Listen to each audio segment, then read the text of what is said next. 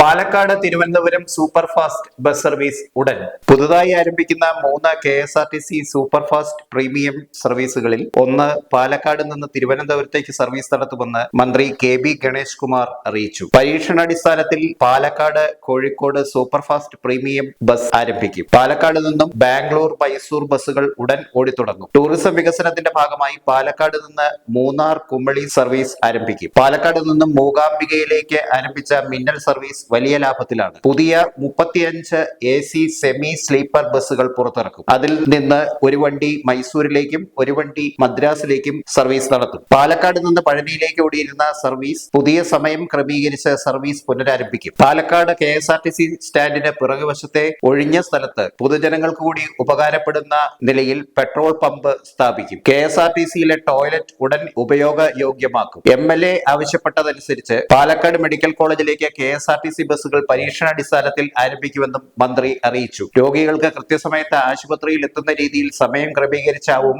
ഇവ നടപ്പിലാക്കുകയെന്നും മന്ത്രി ഗണേഷ് കുമാർ അറിയിച്ചു.